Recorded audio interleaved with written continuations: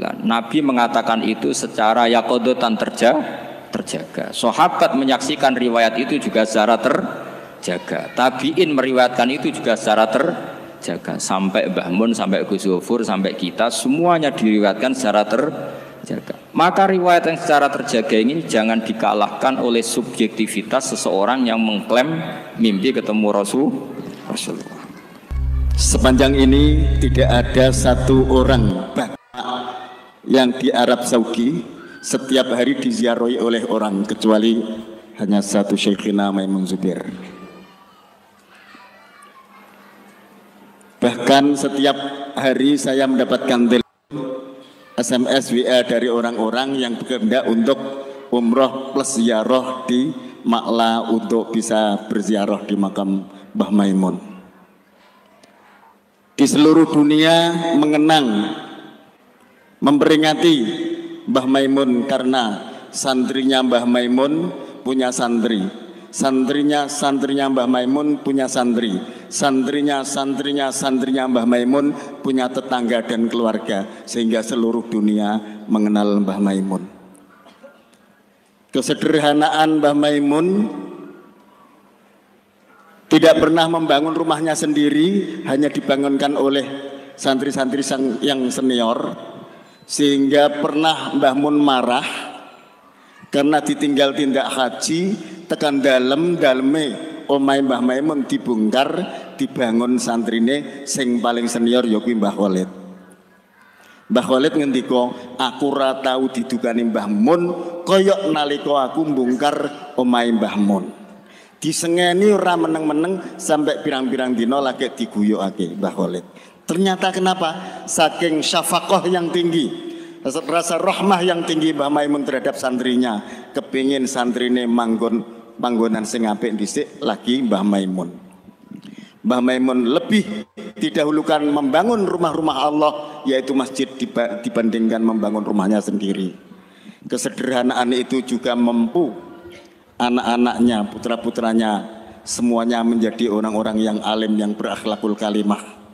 Hari ini pertama akan disampaikan oleh Gus Baha tentang apa saja sirah-sirah manhaj jejak-jejak Mbah Maimun sing patut kita dherekaken. Sumangga Gus Baha akan mengupas yang pertama kalinya. Wekdal saha panggenan sak jam kanggo Gus Baha, sak jam kanggo Gus Gofur. Masjid pun kadung kula kontrak. Maten sumangga.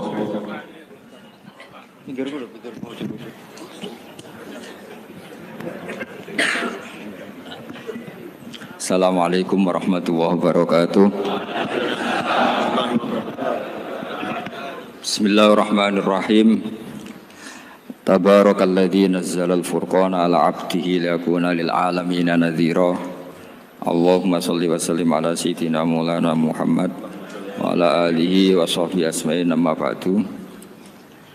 Ingkang sangat kula hormati, sangat kula takzimi Gus kula Kiai Haji Abdul Ghafur, wonten bupati, wonten ketua MUI, wonten saking kepolisian, saking tentara, sedanten kanca-kanca ingkang kula hormati.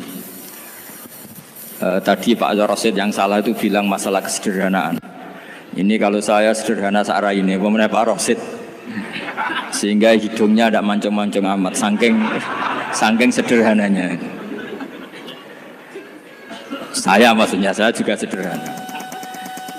Kedua, ingin masuk surga bareng Mbah Mun, ini harus dikoreksi. Dulu saya di pondok itu sering dinasihati sama temannya Gus Zofur, satu kelas dengan Gus Zofur temannya. Gus, nak soleh teman-teman, mari ini swarga war Mbah Mun, gak enak sungkan. Jadi soleh pas-pasan naik, sehingga ya tetap masuk surga tapi jawar Mbah Mun, mari nopo sungkan. Kamu tahu kan di surga pekerjaan kamu apa? Ngeloni widadari kan? Untuk kalau ketemu guru mesti apa? Sungkan. Jadi cukup di bawahnya, nanti kapan-kapan sowan tiap malam Jumat apa? Sowan. Kamu kebayang nggak sekamar dengan Mbah Mun kalau di hotel? Raisoba ya, ternyata dia milih. Begini yang serius ini yang saya sampaikan, ini kan 1 jam, saya diskon 20 menit. Jadi karena kalau dia memaksakan berarti itu nggak sopan sama kiai. Jadi begini, tadi bicara tentang sanad. Jadi saya harap semua santrinya Mbah Mun, baik yang pernah mondok maupun pecintanya, sanad ini kualitasnya harus dijaga. Jangan sampai ada sanad yang hop, kalau dalam bahasa hadis maudhu. Kenapa demikian? Karena orang membayangkan yang tidak kita menangi, misalnya kita membayangkan Imam Ghazali atau Imam Haromen atau sampai sahabat, akhirnya sampai Rasulullah Shallallahu Alaihi Wasallam, itu tidak melihat. Satu-satunya background yang kita lihat adalah guru kita atau orang yang kita saksikan. Saya ulang lagi ya, satu-satunya cara melihat Rasulullah adalah melihat sahabat, melihat tabi'in, tabi'in, sampai melihat guru-guru kita yang sekarang. Kenapa demikian? Karena mau tidak mau itu ada sanad. Sehingga dalam ilmu hadis atau ilmu fikih disebut ada orang mimpi ketemu Rasulullah, misalnya saya ketemu Rasulullah dan beliau ngendikan besok Ramadan. Itu kalau di ilmu fikih la yu'tabaru qaulu, tidak perlu diikuti. Mendingan ngikuti Pak Rosid yang enggak mimpi ketemu Rasulullah tapi melihat apa? Hilal. Saking nganggurnya di pinggir laut terus. Itu tidak apa-apa. Terus ditanya seorang ulama tadi, bagaimana Anda membandingkan mimpi ketemu Rasulullah dengan melihat hilal? Kata ulama tadi, mimpi ketemu Rasulullah itu hak Anda. Saya boleh percaya, boleh tidak. Tapi haddatsani rajulun minal ulama, haddatsani rajulun sampai Rasulullah setiap mengatakan haddatsani rajulun tambah yaqadatan. Bahwa Rasulullah secara terjaga ngendikan sumu li ru'yati wa aftiru li ru'yati. Fa in gumma alaikum fa akmilu iddata Sya'ban salasina yauman. Kamu puasa Ramadan ya karena melihat rembulan, nanti lebaran juga karena melihat rembulan. Nabi mengatakan itu secara yaqadatan terjaga. Sahabat menyaksikan riwayat itu juga secara terjaga. Tabi'in meriwayatkan itu juga secara terjaga. Sampai Mbah Mun, sampai Gus Zufur, sampai kita semuanya diriwayatkan secara terjaga. Maka riwayat yang secara terjaga ini jangan dikalahkan oleh subjektivitas seseorang yang mengklaim mimpi ketemu Rasulullah. Bukan karena tidak percaya tentang mimpi itu tidak. Man ro'ani fil manam faqad ro'ani haqqan. Tapi itu kan subjektif. Kalau setiap orang yang ngomong gitu kita percaya, ini hancur. Ya nak sing ngomong Habib atau ulama bisa dipercaya, nak sing ngendikan Pak Rosid tenan ta ora.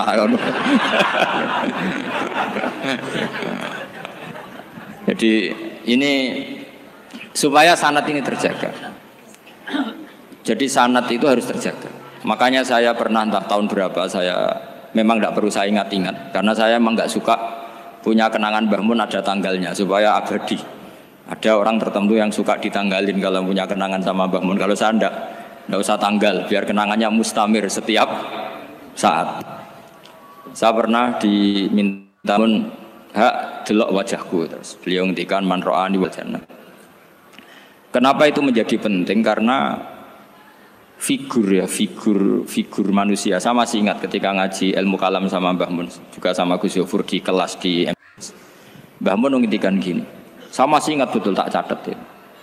Wong ora iso niru pangeran. Pangeran ora salat, ora mangan, ora ngombe. Niru ya mbek makhluk. Jadi tidak bisa kita tanpa wasilah, tidak bisa. Kamu niru Allah piye? Kaifa yusolli? Allah nak salat piye? Kacau kan? Allah nak poso piye? Memang Allah tahu mangan, Allah tahu poso. Terus nak turu piye? Allah la ta'khudhu sinatu. Maka ibadah itu niru makhluk. Karena kita makhluk. Makhluk itu duwe syahwat. Islam memberi sarana ibadah nikah. Sing ora payu nikah ana sarana ibadah ngempet, paham ya? Niku. Maksudnya ora usah nguntal kapur baru ngempet. Sing sugih ibadahe sedekah. Sing ora sugih ibadahe dadi mustahik sing ridho. Macam-macam. Itu hanya bisa niru makhluk sama makhluk. Sebab itu ketika saya masih ingat betul Mbah Mun ngendikan ihdinas siratal mustaqim, tunjukkan kami ke jalan yang benar. Itu Allah tidak ngendikan sirati yaitu jalan saya ndak, tapi siratal ladzina an'amta alaihim, jalannya orang yang telah engkau beri nikmat. Ada kata an'amta yang telah engkau beri nikmat. Jadi Allah memaklumatkan ke semua hambanya, niru itu niru hamba yang sudah diberi nikmat. Karena kita hanya bisa niru misalnya Rasulullah, cara sholat beliau kayak apa, cara sujud beliau kayak apa, cara makan beliau kayak apa, cara nikah beliau kayak apa, bahkan cara masuk rumah, keluar rumah, doa pergi, termasuk doa nyaur utang. Padahal Rasulullah mboten nate diutang teman-teman, nggih nate go lucu-lucunan mawon. Niku mohon buatan tenanan, gini, niku masyhur kan beliau menggadekan baju rompinya ke orang apa? Yahudi, tapi ada jaminannya. Itu terus ditiru umatnya, do gadekno BPKB dan sertifikat. Itu tidak tahu saya itu. Padahal Rasulullah itu melakukan itu untuk hal yang darurat, tapi umatnya kayaknya tidak darurat, sudah watak. Itu yang membedakan Rasulullah dan umatnya. Tapi perlu saya sampaikan, sanad ini harus muttasil. Sehingga kita tahu bahkan cara tidur Rasulullah itu miring kemana, ala jambihil aiman, kemudian madhab kiblat. Sebelum tidur beliau wudu, sebelum tidur lagi baca subhanallah 33 kali, alhamdulillah 33 kali, Allahu akbar 33 kali. Sebetulnya wiridan itu sanad paling kuat itu tentang mau tidur. Meskipun ada riwayat dibaca setelah apa? Sholat. Jadi makanya kita al-jam'u baina riwayaten, habis sholat ya baca itu, mau tidur ya baca itu. Nah, sebetulnya habis sholat sama mau tidur tuh ngeri mau tidur. Karena ini kan pemanasan mati, pelatihan mati. Karena satu kondisi yang Anda sudah tidak bisa ikhtiar. Tapi kayak apa Rasulullah? Justru kita kondisi yang nggak bisa ikhtiar itu pesannya Nabi apa? Kamu baca ini. In mutta kata Nabi, ada yang baca in mitta. Kalau mau berpikir potensi paling ngeri, bahaya paling ngeri adalah orang mau tidur. Karena di situ kita tidak bisa apa-apa. Cara musamu mangkel mbek kowe ya karek nyembelih. Cara bojomu mangkel mbek kowe ya karek ngobong kok ini TV niku. Anda usah merasa tidak akan ngalami itu, ya insyaallah ndak itu. Tapi dengan melihat di TV semua potensi itu ada. Untuk kowe turu ning kendaraan tangi-tangis ning akhirat. Terus takoki, Gusti kalau mau akhirat mau kecelakaan. Nah, justru mau tidur itu Nabi itu unik, kelihatan bahwa ada nubuah, ada kenabian yang luar biasa. Kalau mau tidur itu ada nubuah, ada kenabian yang luar biasa. Kalau mau tidur itu ada wiridannya. Saya termasuk orang yang fanatik baca wiridan sebelum tidur. Jadi jangan kira kalau Selasa sholat jarang wiridan, tidak punya wiridan di tempat lain. Itu sangat suudzon yang menyakiti. Saya punya cara sendiri untuk ingat Allah itu, terutama mau tidur. Sampai istri saya itu protes. Gus nak bersolat atau mau nyekel tasbih Nabi tidur, saya itu punya tasbih lupa jumlahnya semuanya di kamar tidur. Ini sekaligus ijazah entah pamer kebaikan tidak tahu saya. Pokoknya sudahlah husnudzon saja. Suudzonu iblis. Karena mau tidur saya pikir kalau tahu-tahu saya bangun terus ketemu mungkar nakir terus kayak apa. Sehingga Rasulullah itu ngajari kita luar biasa. Bismika wa du'tu jambi wa bismika arfa'u. Kalau mau tidur doa populernya apa? Bismika Allahumma ahya bismika amut. Hafalnya gitu dok. Saya hafal banyak. Allahumma rabbas samawati sab'i wa rabbal arsyil azim rabbuna wa rabbu kulli syai' falikal habbi wan nawa.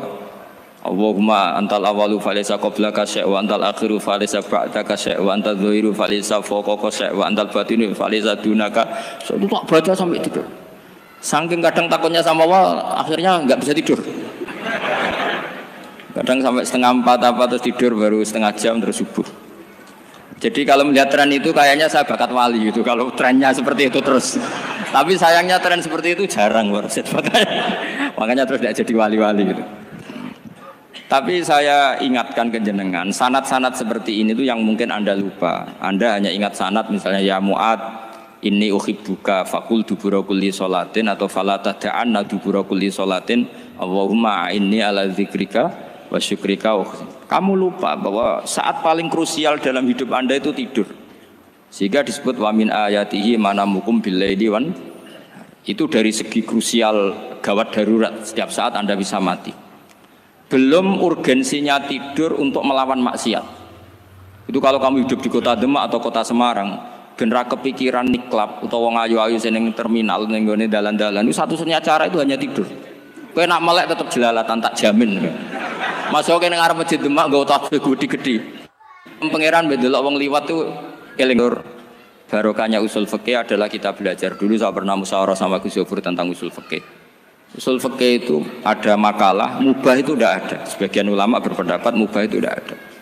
Karena setiap mubah saat itu Anda pasti meninggalkan keharaman. Itsma min mubahin illa wa yatahaqqaqu bihi tarku haramim. Tidak ada kemubahan kecuali saat itu kamu meninggalkan keharaman. Anda tidur, berarti Anda taroktal maksiyah.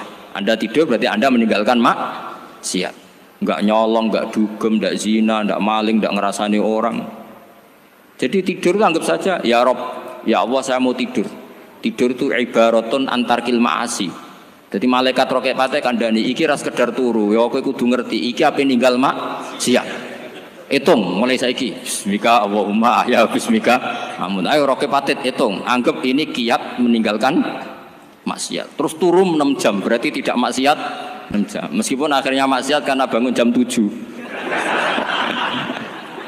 Artinya maksiat rasubuh gitu. Tapi betapa krusialnya ulama. Ulama lah yang mengajarkan kita tidur itu rohatan lil abdan, untuk istirahat. Kita pulih lagi, bisa kerja lagi. Pak Bupati bisa ngantor lagi, Pak Kapolsek, Kapolres bisa ngantor lagi. Semuanya aktivitas tentara bisa ngantor lagi. Memulihkan kekuatan itu ibadah. Meninggalkan maksiat karena tidur juga ibadah. Tidur saja ibadah. Ini barokatnya umatnya Rasulullah Shallallahu Alaihi Wasallam. Senyaman itu. Coba kalau kamu jadi umatnya Nabi lain, wah itu beratnya bukan main. Dan itu sesuatu yang dimintakan Allah, dimintakan Rasulullah kepada Allah, yaitu Rabbana wa la tuhammilna ma la taqata lana bih. Termasuk la tahmil alaina isron kama hamaltahu 'alal ladzina min qablina. Jangan bebankan ke umat kami sesuatu yang seperti engkau bebankan pada umat dulu. Umat dulu itu kalau mau tobat, kayak umatnya Nabi Musa pernah nyembah anak sapi, itu yang pernah nyembah tobatnya dibunuh. Liyaqtulal bari'u minkum al mujrima, yang terbebas dari menyembah anak sapi disuruh bunuh yang pernah menyembah anak sapi. Fatubu ila bari'ikum faqtulu anfusakum. Mau beratnya kayak apa? Kalau orang sekarang tobat cukup sowan Pak Rosid, salami template 100.000, dipandu caranya tobat, diwari istighfar. Nomor itu penting. Nomor loro seneng kiai, seneng aku maksudnya. Maksud kalimatnya jelas. Itu sudah. Pokoknya yang jelas gak usah dibunuh, gak usah apa? Gak usah apa? Dibunuh. Sehingga tidurnya umatnya Rasulullah itu luar biasa, terutama tidurnya orang puasa. Tidurnya tasbih, tidurnya ulama juga tasbih. Karena dengan tidur itu kita tahu alamat kematian. Di mana kita masih di dunia saja punya kondisi di mana kita tidak bisa menentukan diri kita sendiri. Dan itu awal dari kita mengimani la haula wala quwata illa billah. Segagai koyok ngono ternyata ada kondisi di mana kita tidak bisa mengendalikan diri kita sendiri. Makanya disebut wa min ayatihi manamukum billaili wan nahar. Yang bisa menganalisis itu siapa? Ya ulama. Ulama kok tahu karena punya sanad musalsal ila Rasulillah sallallahu alaihi wasallam. Sehingga uniknya kenapa tidur itu sakral? Coba semua nabi di antara wahyunya itu lewat apa? Semua nabi di antara wahyunya lewat apa? Tidur, lewat mimpi. Inni ara fil manami anni atfahuka fanzur madza tara. Maka mimpi ini harus dikelola secara baik, yaitu kalau kamu mau tidur, wudu dulu, baca tasbih, terus tinggalkan semua dunia, anggap saja ini pemanasan kematian. Itu insya Allah mimpinya sip pokoknya. Paling dikejar-kejar dajjalnya kecemplung kali, insya Allah. Tapi kalau kamu tidur gak wudu, raiso turu terus raiso turu mangan sik bu. Raiso turu terus raiso turu mangan sik ben wareg ben iso turu. Insyaallah dikejar dajjal kecekel. Akhirnya ngelindur gak karu-karuan karena tadi. Nah, sanad seperti itu yang punya siapa? Hanya ulama. Ada lagi satu contoh, ini sudah hampir 20 menit Pak Ustaz. Itu saya pernah ngaji Durarul Kalami Syafi'i, mutiara-mutiara ngendikan Imam Syafi'i. Itu ulama itu mesti ngendikan tuh unik. Tadi saya sudah cocokkan sama Bupati, tak tanya, Pak Bupati saya ini punya ilmu dari Bapak, mungkin pas untuk jenengan pakai. Kata Bapak, urip itu padha wae, ngadepi konco mbek musuh padha wae, malah kadang ribet konco. Dulu saya itu iskal itu janggal. Tapi setelah ngaji Durarul Kalami Syafi'i yang ada di Muqaddimah kitab Majmu', Muqaddimah Syarhul Mu'adzab Imam Nawawi. Imam Syafi'i nak ngendikan gini, man ahsana ilaika faqad qayyadaka. Wong apiki kowe nyancang kowe. Kaya Pak Rosid itu apian mbak aku. Ngerti sarang sowan mampir, gayane apian, jebule nyancang. Awas nak ra teko ning Demak. Itu faqat qayyadaka, nyancang kowe. Tapi waman asaa ilaika faqat atlaqaka. Wong sing eleki kowe iku penak bebasno kowe. Kowe tau diutangi wong kancamu ta musuhmu? Sing biasa utang kowe lho. Kanca. Kowe numpak mobil ketemu musuh enak ra usah nawani, nek ketemu kanca monggo bareng. Sing ngel-ngelo kowe kanca ta musuh? Artinya gini, kanca ya barokah, nggo perjuangan, musuh ya barokah mergo ora tau utang. Jadi segampang itu ulama melihat kehidupan itu. Man ahsana ilaika faqad qayyadaka wa man asaa ilaika faqad atlaqaka. Jadi akhirnya kita hidup itu berkah terus. Di kanca ya enak kados kula di kanca Gus Zofur nak kula mboten saged fikih musyawarah, ora iso tasawuf musyawarah. Di kanca Pak Rosid, kanca rai sederhana. Pokoknya duwe. Tadi kurang contoh. Kalau rai Arab kan enggak sederhana, Pak. Wajahnya mewah terus. Ekonominya juga sederhana. Saya sama Rosid sama-sama gak kaya. Jadi ada nyontohkan kan Gus Zofur sama Gus Baknya ngebis. Memang saya sering sama Gus Zofur ngebis sampai sekarang masih sering. Bukan karena miskin yang jelas itu pilihan itu. Jadi ulama itu segampang itu melihat kehidupan. Saya termasuk kiai muda yang nggak takut mati, bukan karena yakin di surga gitu, karena saya sering baca berdoa. Allahumma ya Allah, kata Rasulullah, kamu harus berdoa ya Allah. Ij'alil hayata ziyadatan li fi kulli khairin wal mauta rohatan li min kulli syarrin. Mungkin sekarang kita ada zina, mungkin sekarang kita ada korupsi, mungkin sekarang kita ada maling, tapi potensi itu tetap ada. Yang bisa ngakhiri itu apa? Kematian. Maka anggap saja kematian itu rohatan li min kulli syarrin, semua mengakhiri semua keburukan. Kayak apa Rasulullah memandang kehidupan? Kalau kamu masih hidup, anggap saja ziyadatan li fi kulli khairin. Saya gara-gara hidup saudaranya kersane Pak Rosid ngaji di sini. Ikhlas Pak Rosid itu sangat ikhlas.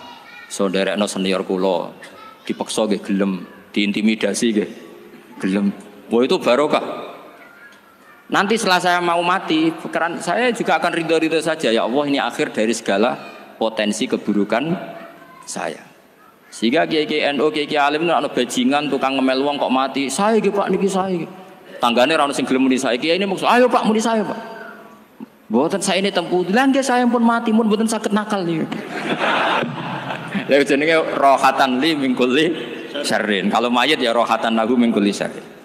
Kayak apa sanad kita ke Rasulullah kabeh itu dimana dadi ibadah. Al hayat ziyadah fi kulli khairin, al maut rohatan min kulli syarrin. Kenal Pak Rosid ya ibadah. Apalagi kenal Gus Zofur ibadah, kenal bupati ibadah, kanca perjuangan. Kok kenal preman ya ibadah, konco latihan dakwah, anggapnya latihan ngelola rehab. Kenal polisi ibadah, jaga stabilitas nasional. Kenal ABRI ibadah, jaga NKRI. Kenal orang nakal ibadah, dianggap pembina. Semua itu ibadah. Kayak apa ajaran agama ini? Semuanya baik-baik saja. Tergantung niat. Tapi sanad ini siapa yang punya? Hanya ulama. Nah ulama itu siapa? Ya orang yang kamu ketemu. Dalam konteks ini Mbah Mun. Mbah Mun ngajari kita macam-macam. Mbah Mun ketemu orang siapa saja hormat. Saya kemarin bikin makalah untuk beliau, termasuk saya cerita dari riwayat Rasul Akli Ba'dal Iman Billah At-Tawaddud ilan nas wastina'ul ma'ruf ila kulli barrin wa fajirin. Inti iman setelah akal menentukan kita iman kepada Allah, akal setelah mengantarkan logika iman kepada Allah, akal itu kita gunakan at-tawaddud ilan nas supaya kita bersikap simpatik dan melakukan kebaikan kepada siapa saja. Karena barokahnya kita simpatik, nak ngandani wong nggih gampang. Misalnya kita di kiai alim sundul langit sampean mbek tangga modit, ketemu wong perengut, sing ape ngandel iku sapa? Sementara sing preman, ayo ngopi nggonku sik tenang ae. Sing kiai ini orang begawean gak ada kopi kowe. Akhirnya sing preman sakhok di pengaruh, sing kiai ini bakhil gak duwe pengaruh. Itu tidak boleh kejadian seperti itu. Makanya ada riwayat wastina'ul ma'ruf ila kulli barrin wa fajirin. Jadi kula suwun sanad-sanad seperti itu tidak boleh hilang. Saya itu kitabnya Mbah Mun Al-Ulama Al-Mujaddid itu setengah hafal. Sampai sekarang masih tak baca. Kalau mau tidur tak baca. Bahkan di tas saya itu ada terus. Ya karena kalau saya di Jogja kangen Mbah Mun baca itu. Ketika beliau masih sugeng. Apalagi sekarang. Karena jangan sampai saya ini punya fatwa yang mukhalif terhadap fatwanya Mbah Mun. Ini terutama warning sama santri sarang, nggak boleh. Terakhir itu Mbah Mun punya kecenderungan, punya pikiran kayak Yusuf Qaradawi, yaitu potensi wajibnya zakat khodrowat fawakih. Menghentikan gini, sama sih ingat. ketika ngaji sama Gus Zofur, Pak Rosid kalau bangun guyon. Wong desa iku wis melarat gegere nganti koyo akik wae. Bangun nyontokno gegere macul nganti koyo akik gara-gara sing ditandur pari wajib zakat. Wong Sulawesi nandure kakao cengkeh. Zaman iku cengkeh joyo. Berhubung ora akut gak wajib zakat. Padahal kaya raya. Jadi fenomena itu sering diutarakan beliau. Lama-lama beliau ngarang di Al-Ulama Al-Mujaddidun. Beliau mengutip pendapat Ibnu Katsir, tentu di era modern kayak Yusuf Qaradawi. Sebenarnya Yusuf Qaradawi sendiri bukan mujtahid, dia yang muqallid juga. Kata Ibnu Katsir, wa mimma akhrajna lakum minal ard, yang harus dizakati adalah ma itu umum, apa saja yang keluar dari bumi. Maka kecenderungan Mbah Mun akhir-akhir itu mbok yao fawaqih khudrawat itu dizakati. Tapi beliau tentu tidak ilzam ya, karena beliau sangat syafi'i. Tapi ini kan saran yang baik lah menurut saya. Apa susahnya sih dadi wong lomo gitu. Wong dadi wong medhit kok mbok bilo-bilo. Lah nek kowe takok takbirin ndi Gus, nak khudrawat fawaqih, melon, kakao, tebu wajib zakat. Takbire iku lomo iku apik, medhit iku elek. Ngoten-ngoten mawon iki. Mumpun ngoten mawon. Assalamualaikum warahmatullahi wabarakatuh.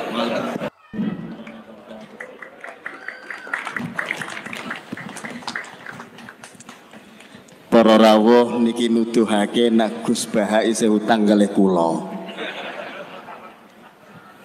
Iki nuduhake berarti besok meneh masih siap hadir di hadapan kita semua. Umpama dheweke wis ora siap rawuh meneh, mesti menehi sak jam. Reh ning niki separo berarti besok separo besok meneh. Amin Allahumma.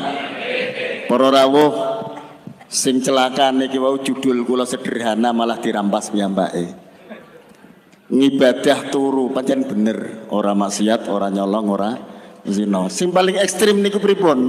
Ngibadah sing paling wirid niku nek wong lanang duwe bojo cerewet, eleke ra karuan. Sabar tok wis Gusti Allah maringi swarga. Allahumma. Niki ngibadah sing paling irit jarine